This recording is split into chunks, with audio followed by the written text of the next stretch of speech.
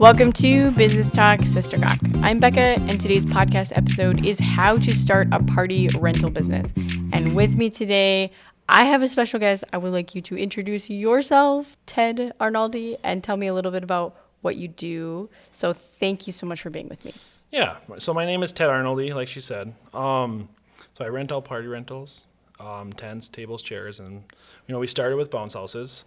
And that's kind of what we're mostly known for is our bounce houses. Our tents are kind of smaller, and really we mostly just do tents to help support everything. But I really am into it for the bounce houses because I really like kids. I always tell everybody I love when I go there and I get to set it up. And I get to see how excited the kids are. Yeah. I feel like Santa when I drop it off. But I also feel like the Grinch when I pick it up. And they're just begging me not to take it. And I feel bad about that. But, that's really the main reason that I'm part of that. So. Okay. Yeah. So why did you get started in this? That's something I've been really interested in finding out about. Yeah. So I just always wanted to be an entrepreneur. Didn't know what I wanted to do. Went to college for accounting because I thought, hey, that's business, and I do like numbers. So I started there, and then we just a person was selling their bounce house business that they set up around here, and we're like, well, we can do that. So we just started with that. So I just started as a side hustle and kind of built it up to a full-time job. All right.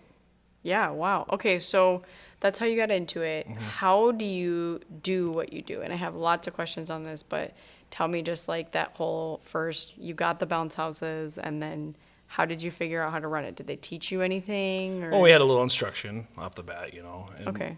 But the biggest thing was just they had equipment. They told us here, just lift it up with that. And then the biggest thing is knowing how to unroll it, roll it, and, do that kind of stuff. And they're like, well, we have it rolled the right way now, so when you unroll it, look at how we did it and go from there. And so there was a lot of learning at the beginning to figure out how to do it right or best, I guess. But that is the hardest part is with the bounce houses is learning how to put it together. So take it apart. So with that though, they're pretty heavy, right? Yeah. Hundreds of pounds. Yeah. How do you get them from one place to another? So we started with these off-road pallet jacks. That's what they had used. Okay. They're pretty cool, but they were it was heavy, and they took up a lot of space because you put them on pallets. And so it was 4x4 space. Most recently, we bought these. They have specific dollies for bounce houses. Many companies. They're mostly down south. But you put it on there, you push against it. They have, 4 wheels, they're electric, so they cost about $5,000, but it's been kind of helpful because it's a lot less work for us and easy to move around. And then that's what I was wondering. Do you have to have 2 people when you set up, or is it a one-person thing now with the lifts? Or I can do them by myself. Okay. I know my employees, I think they would probably need multiple people. I've never had them go out by themselves, but if they get wet, they're super heavy. Now we have a bunch of them that are wet from this weekend, and the water just sits there and it's at the very bottom, so it's a very low center of gravity and just super heavy. I don't think I could have done them this weekend by myself. I had an employee help me, so I don't know. Yeah, no, not really. Some of them, yeah, some of them, no. As they get bigger, they go from 10 by 10 all the way up to 100 by 20 and 40 feet tall, and Yeah. Depending on what size you get, yeah, you can do it by yourself. But I think the size, I always feel like our 20 by 20s is probably the smallest I would go. Okay. Because we have some smaller ones too that we ended up buying from another company just because they had them and we bought that company out, and so we have them available. I don't really push them too much. The 20 by 20, and then they're 16 feet tall, has that wow factor. When you get there and people are like, oh, I never thought it'd be this big. You know what I mean? Mm-hmm. And so that really just kind of, I think, sets you apart a little bit. Yeah. And then that gets to be 400 or 500 pounds. And yeah. so. Yeah. No, and that's kind of, so you had said like it started out as a side hustle. So Yep. how much time should you expect to invest in a business like that to see it be successful? Okay. So I would say, so our area especially, right? Because we go all the way from White Lakes to Grand Rapids, Cook or So down would you to say Floodwood. like 100-mile radius, 150? 40, 50. Oh, Yeah, okay. probably. A little bit shorter than that. All But right. like Grand Rapids is 40 miles away and White Lakes is 50 miles away. So it's the hard part is that drive to people want it, as soon as they can get it, and they want it as long as they can get it. And I get it. You're paying a lot of money. You want to be able to use it, have your kids use it. So you start in Grand Rapids, and you also have to go to White Lakes. Mm-hmm. You're talking like almost 2 hours driving, and so that's the biggest part of your time is the driving from one place to the next to the next to the next. You know what I mean? And then you do that in the morning, and then you do it all over again at night. And then after they go out, you don't want to send out a dirty bounce house, Yeah. So when you get home, you have to then take it out, clean it. We've bought like battery powered vacuums now, Oh, and yeah. just like some mops and that kind of stuff. So we actually will clean it on setup or take down too. Okay. To kind of help that. So a little bit less, but we used to bring them home, especially because we bought it during COVID. Okay. Yeah. So we cleaned them and disinfected them, just to make everybody happy and Yeah, right. not get anybody sick. But that's actually one of the biggest things. You got to make sure they're clean because you never know sometimes what kids will bring in there, and sometimes they might lose a diaper. Yeah. Parents don't know where the diaper went. Like all of a sudden you pull out the bounce house, and you're like, oh. Fun, you know what I mean? So you don't want to send that to the next place, Right. So Yeah. that between driving and then like the cleaning and stuff. But I would say probably, if you're on a busy weekend, it's going to be all day on a Saturday, and then you have multiple things during the week to set up, whether you need to get new equipment or clean it or whatever. But I would say if you're just looking at the bounce houses, you're probably looking at a couple days worth of time starting out in a week. And then, the tents right now, it's pretty much a full-time job to do those with the bounce houses. And so, because customers are always contacting you to try to, set something up for the weekend. And then you have to, because you don't want to drive extra, so you're figuring out the logistics and then someone will call. And so you got to throw them in there too, try to figure out how to do it best. And I would say actually the logistics probably take quite a bit of time too. So, but I would say a couple days though. Yeah. So you're saying like you try to group your customers in together. If you're going this place, you want to drop something off on the way. Yeah, I don't want to go to like Biwabic and then come back to Hibbing and then go back to Biwabic. I Right. want to hit Biwabic both times. Yep. So, Okay. Yeah. So how did you figure out like what your pricing structure was going to be for those things? Is it like per day then or? Okay. it's a day thing. First, we just kind of went off what the people had before. I've met a lot of people in the party rental industry over the last few years. So we go to a large convention down in Florida. It's just massive, and it's actually with like companies like Disney and Universal. They go there and stuff too. Oh, okay. It's the little section is inflatables and bounce houses and that kind of stuff. Another section is tents, and other ones are roller coaster. It's just massive. But I met some people there. A big thing for your structure is try to get like rented for about 10% of what the cost was. Okay. So if it cost you $3,000, you're gonna rent it for $300. I can't do that here. We're in a little bit lower priced area, so mine are probably sitting around like 7 or 8%. Okay. But I try to look at how much I paid for it and then base it on that and knowing how many rentals I'm going to get out of it and that kind of stuff. So Yeah. What would you say your average life of equipment is for each of your bounce houses? I've never retired one. Oh, okay. No, they're very. I mean, if you get the right brands, they last for a very long time. I've been doing bounce houses this is my 6th year. Okay. I've been doing tents for 5 years, and the guy before me for the tents, he'd been doing it for I believe 16. Okay. So his tent, some of those tents are over 20 years old. Wow. And the bounce house, they were doing it for 11. So some of them are actually 17 years old. Okay. But it also depends on, I mean, our most popular bounce houses aren't our oldest ones either. So they're not out as much. Mm-hmm. They can last decades. Okay. And so what would you say, like, as you're scaling, you said you kind of decided partway through to do the tents and stuff. What were the decision factors for that, of deciding you were going to do the next step there? It was for sale. Oh, you were like, oh, that's a good deal. Guy called me and said, you want to do tents too? I'm like, yeah, sure, let's do it. So, okay. you know, that was So opportunity presents itself. Opportunity, yeah. Okay. Yeah. All right. So then what did you have to budget? Like, what kind of capital do you think is important to start with if you're going to try to get into this type of business? Right. Well, the bounce houses are thousands of dollars a piece. Mm-hmm. You probably need a couple of those. Mm-hmm. And actually the shipping, that actually is always a shock. I know, I right? I don't know why I can't remember that. You know, when I buy the things, I'm like, what, the shipping? I'm like, yeah. But it always surprises me. But, you know, there are a few $1,000s if you're going to get good ones. And I would recommend good ones because of the liability. You got trailers, you're a few grand there. Mm-hmm. If you have the truck, otherwise you need a bigger truck to pull those trailers.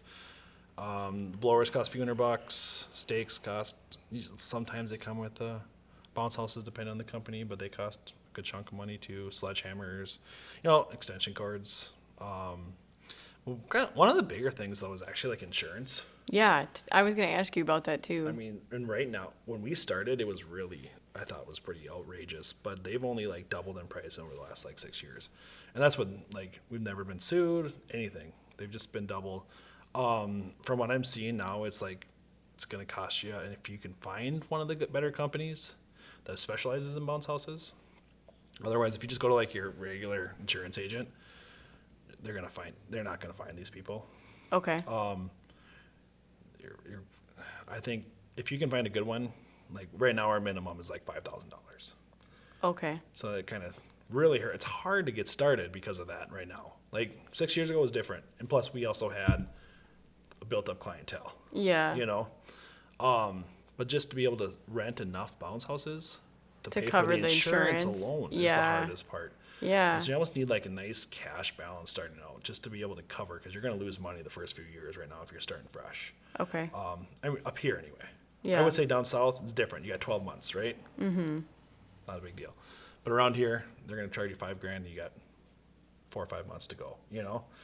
And that's the hardest part, and that still kills me, you know? Because then that's just the liability of that. That's not the insurance on the products. That's not insurance on your trailers. And yeah. Jeez, you know? Yeah. So.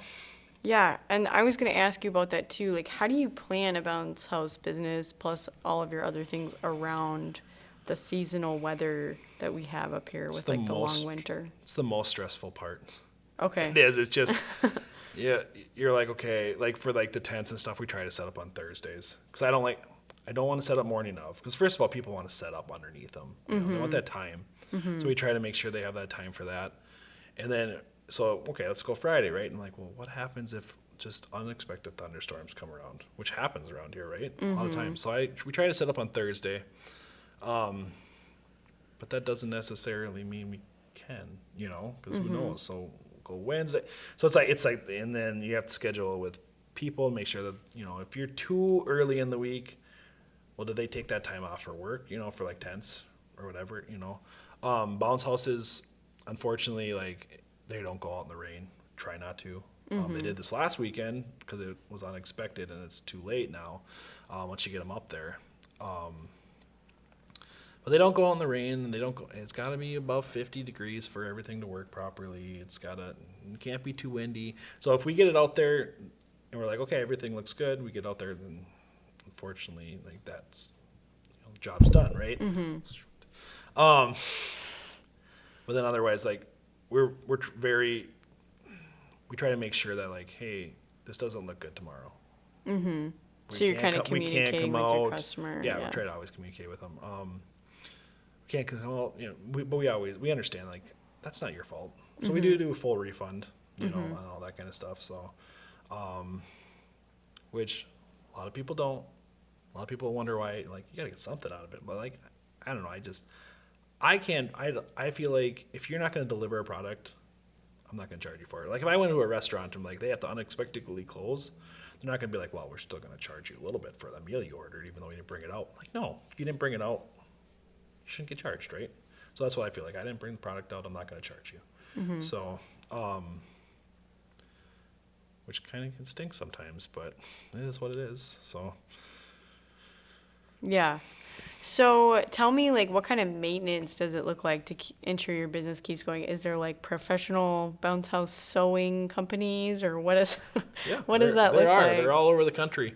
I know some of our products come from a company down in the cities, and so they'll actually fix those products. They won't fix other companies. I know I don't have the sewing equipment, mostly because I don't want to learn to sew. But people will actually just fly out. They'll fly out with their equipment and come fix them. They have these huge sewing machines, and they come and do that. Otherwise, most of the maintenance is the cleaning, and then small rips or something. Just there's patches. You just put a patch on there. You can sew it on there, but there's also glue too. So Okay. yeah, I have a couple patches here and there, but very minimal because they really are pretty sturdy. Okay. Yeah. And so, like you had kind of mentioned the insurance aspect of it, but do you have a recommendation on like what kind of companies you should look for bouncy house insurance? Yeah, I've went through a few. There's a few of them out there. One of them is like OVD insurance. That's what we just started using. I think that's all I really can say right now because the past one was they specialized in bounce houses, but it was one person, and she passed away. So they kind of like their rates went through the roof because I think they didn't really want to do it. She wanted to do it, but really, like Google searches, just looking for insurance companies, finding some that try to, they'll specialize in that. Yeah. Okay. So then, when you have the party rental stuff for like the chairs and the tents, do you kind of have like different structures for like any kind of like per head or how many units or anything like that you factor in, or is there like any kind of like bulk pricing discounts, or how does that work? We've done bulk pricing discounts. We're kind of getting out of that just because it haven't seemed to be worth it. We do packages, but yeah, we have some corporate packages out there because especially last year, I don't know what happened last year, but we went from just mostly just backyard parties and that kind of stuff, grad parties or birthday parties, to last year just a lot of corporate clients. Okay. Just went right through the roof. So we started creating some corporate packages because knowing that, like a company's picnic, they might want a lot of different items, So we threw some of those out there to, like, hey, I don't have to look through all of this entire website to find all the different items I want. This has got a tent and a bounce house and a dunk tank, and and so it has a lot, just a bunch of items that would be popular for them, So that's kind of where, and we have discounted those a little bit. Okay. Otherwise, we've discounted like, the different schools. We'll have these really big days. We've done some discounts there because they've done large orders. But we really our bulk orders are kind of like really situationally based. It's going to be based on what they order, how much they order, the time of year they order. Because, I don't want to do it knowing the weekend's going to be super busy. And then all of a sudden, I'm like, oh, I'm going to order 4. And I'm like, I can't even handle that. You know what I mean? So that's part of it is the logistics is sometimes what dictates that too. Like we have one that we're going to be bringing to Floodwood and they're ordering 4 things and they ask for a discount. I'm like, honestly, because your order and how far you are this weekend and what's going on this weekend already, we're closing everything up. We're going to have to shut down all orders that weekend after this, So, so in that case, it doesn't make sense to give them a bulk discount because I'm probably turning other business down for that. Yeah. So because your capacity of like your time for the distance is pretty significant. And we could have more employees and more routes, but that doesn't make sense for one weekend. We're not at that point where at some point we'll be at that point to add more routes, and then we can handle that. But right now, it's hard to judge when that time is, when you're ready for that time. Because you don't want to just have these people sitting around, and that's part of it is, you got employees, and well, I got to make sure you have hours, Yeah. And are they all part-time people right now, or? Yeah, I always had two. The last couple of years I had two. And I actually paid them on the salary base because one weekend I wanted to make sure that they were available. Yeah.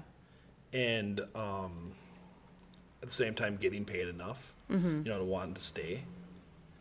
So I paid them 20 hours a week, whether they worked it or not. And if they worked more, then I paid them more, but they didn't. Sometimes they worked like 2-3 hours a week. Yeah. I paid them 20 hours. Yeah. So I was trying to create that was the other thing too, right? And like, I only have 2 employees because we're small enough that, so we have 4 tents this next weekend. Mm-hmm. If they both quit, I'm like, what am I going to do? I can't put up the tents by myself. Right. It's a full day. You know what I mean? So it's like, I Mm-hmm. need to make sure that that's another part that's really hard with it, is making sure you have employees that are reliable, because we have very strict, not strict, but definitive time windows that we're going to deliver, usually within a half an hour. And we do that because I know how horrible it is to be like, oh, we're going to be here between 8 and noon. I You're know. going to wait till 8 o'clock and you're going to be there at noon. Yeah. So we are very, when we get there too, and we're going to be there 8:15 to 8:30. And then we get there at that time, and then we're only giving ourselves like 5 minutes extra time to get to the next spot. Okay. Like, we're expected to take 20 minutes to set up. We'll be 25. Okay. And that's stressful, but it's actually, I think, one of the things that set us apart from other places. I constantly hear people like, oh, it's so great there. It's right there when they're on time. And, so.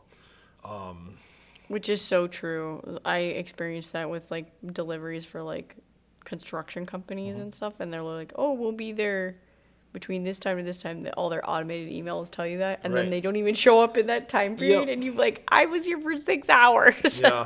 Well, I try to do that with some of those companies. Like, when you do that, like, can you just give me a call when you're coming? Yeah. And I'll just run over there. Mm-hmm. But they don't all do that, and you don't really want to do that on the road. You want to get to the next spot and get done, and get to the next spot and get done. And then if you're calling, you're like, oh shoot, I forgot to call them. You know what I mean? Because you don't do that very often. So, but. Yeah. No, that's super interesting. So how do you then plan your marketing? Like, what do you do consistently to see how you can grow? So we have mostly been word of mouth. Okay. We've done, we obviously do Facebook posts, just that organically way. Mm-hmm. We have boosted some posts. We have done some advertisement here and there otherwise, but very little. Mostly word of mouth. Our biggest thing right now is getting reviews on Google. Okay. I think we must have added over 30 5-star reviews in the last year or so. Okay.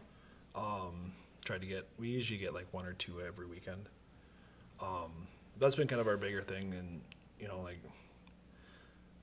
I'm going to tell you, I use Lefties as my benchmark, right? I mean, That's your competitor, you mean? he's my biggest competitor. And Okay. he's been around for 40 years, right? And right now I'm looking, oh, hey, he's got 47 reviews and I got 39. So pretty soon I'm going to beat him, pass him. Yeah.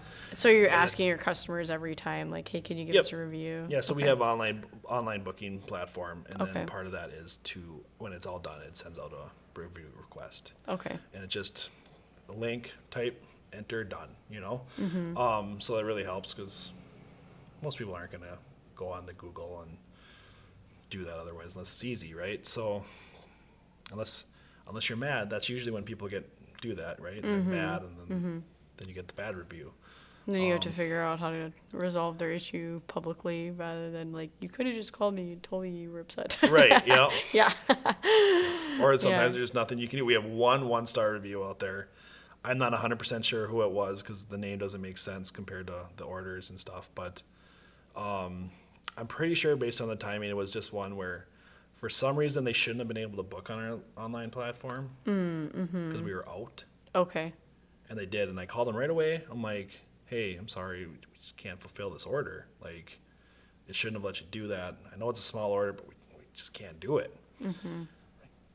And sometimes that happens. Sometimes we book out, and so they just weren't very happy about that. And So what's the software you guys use?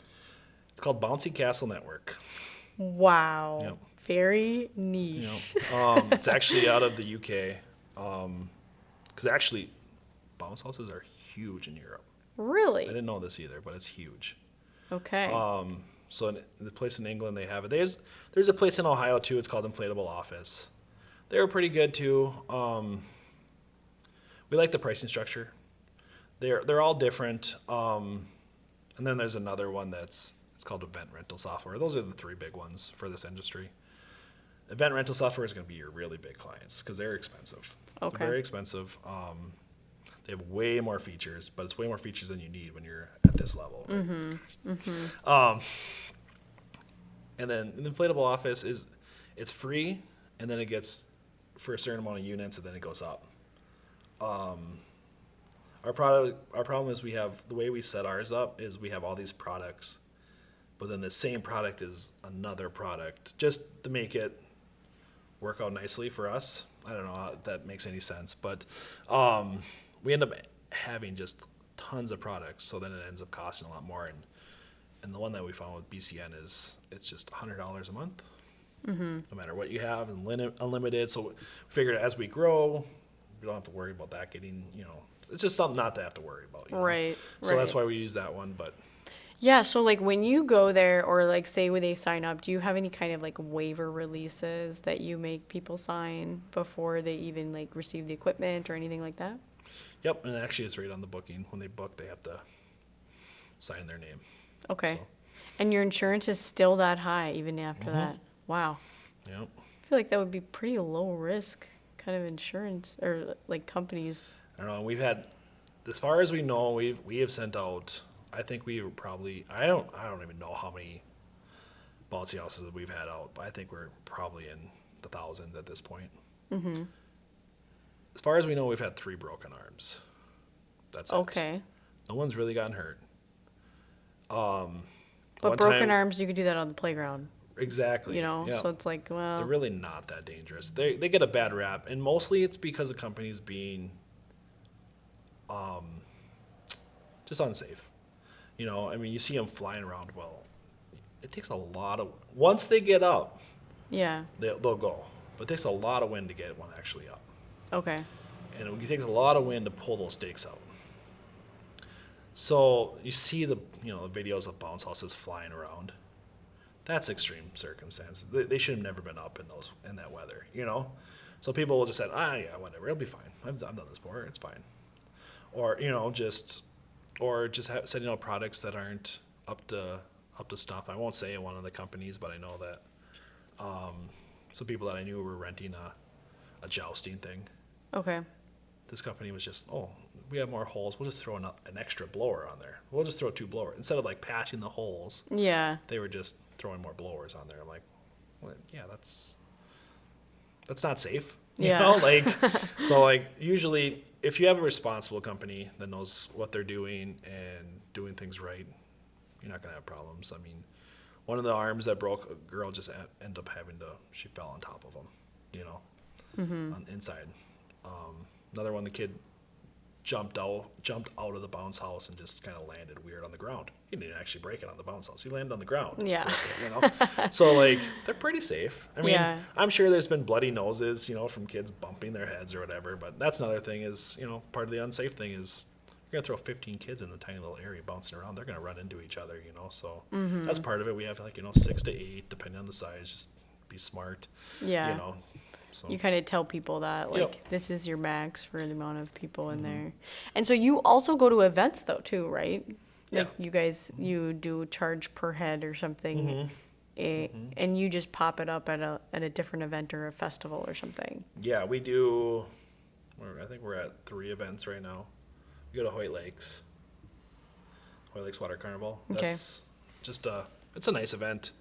Lots of kids there, and it's family friendly.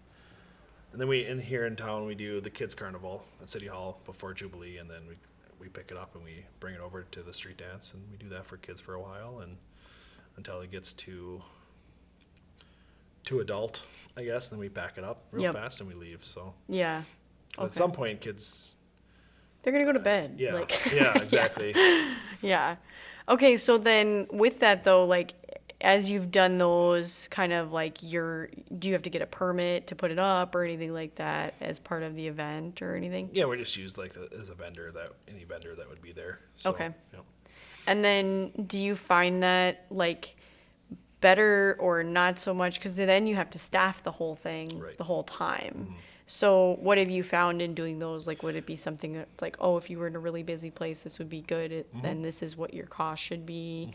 Do you put like time limits on how long the kids can be in there or anything like that? Yep. So we've done multiple events, and we found like, well, we're not going to go back there because it just wasn't worth it. Yeah. The ones I just said are staples. They are very good. There's Okay. a lot of people there. They might not like Hoy Lakes isn't always like busy constantly, but they'll have just huge spells, but you're right, because you got to staff it, and then usually a lot of times you have to turn down other business too because You're using we're over your here, stuff. so Yeah. we can't be over there, So we've had those thoughts before, like, oh, is it worth it? Should we do it? Those couple events we've found that still are worth it. Time limits, yeah, we have time limits. We do, I'm not sure what we'll do this year for price, but we do 10 minutes. We give them a little wristband, and they'll have different colors. And so we'll have different timers with different colors. And so we'll be like, okay, you got 10 minutes. And then after 10 minutes, we'll find all the kids that have the pink wristband. And be like, okay, pink's time is up. And then they come out and leave or get back in line. And some people think it's too much for that amount of time. But then, honestly, most parents are so relieved when the time is up. It's because They're standing there. For 10 minutes for them, it's forever. But the kids, Yeah. it's like no time. So it's like, you got to find that. We try to find that balance for the parents and the kids, where there's enough time for the kids to have fun. At the same time, the parents aren't bored out of their mind waiting for their kids to be done. So, yeah. Yeah. And that was the other thing I was going to ask you. Do you guys ever partner with like food trucks and stuff to try to like entertain the parents while that's going on, or like for corporate stuff? Not really. No. That's a good idea. Never really thought about it, but no, we haven't. A lot of our, like the corporate events will have that kind of stuff. I've joked a lot of times with my wife that we should buy the ice cream truck here in town because there's been so many times that he's been in the same place as we have. And you're like, so man, here we are. We should just be best friends. Yeah. And they kind of go together, like in the street dance. A lot of times we're right next to them, and the parents will be in line at the ice cream truck while the kids in line at the bounce house waiting to get in, or vice versa.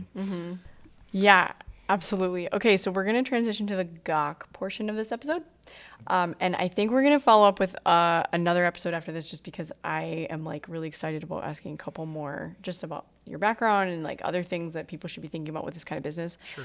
But so stick around for episode 2 in the next release. And so with the gawk, I'm kind of excited about this. Okay, so tell me a little bit about like those things that you learned at the very beginning with like that aspect of maintaining them or like blowing them up and trying it out. And what did you find when you guys were in that process with your kids?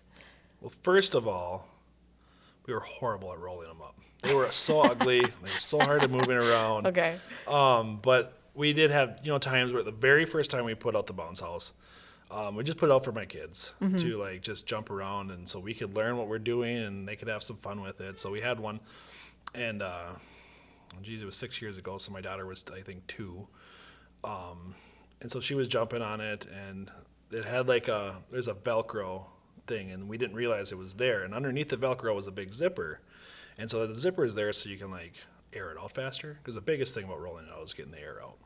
Oh, okay, got it. So we didn't realize it was there, and the zipper was closed, and it was holding the Velcro was strong enough to hold the air from popping, but the zipper was wide open. So we were just had them out there having fun for a little bit and doing some yard work while they did that, and all of a sudden it just drops, and my kids just scream. Well, the air had popped the Velcro, and it all just came flying out, and I was had to jump inside and get my 2-year-old daughter, who was just freaking out because, she's 2 and all of a sudden stuff is dropping on her. Uh-huh. And so, yeah, I mean, it was just like stuff like that we had to learn how to navigate and understand that was going to happen, So. Yeah, and you were telling me too before this, like, it's really not that bad. But, like, if it's the first time it's ever happened, you're like, whoa. Yeah, when it's happened to you the first time, it's really freaky, But it really, unless you're in one that's, like, a lot of air and vinyl on top of you, nothing's really coming down. The thing that was coming down on her was a net. Yeah. You know what I mean? Just not a big deal. Yeah. So, but you don't know that, and especially the first time, Yeah. So. No, totally. Especially if it, like, popped loud or something. And you're like, what did I do? That's exactly what it was. It was just a big, like a balloon led an arrow, It's. So. Yeah.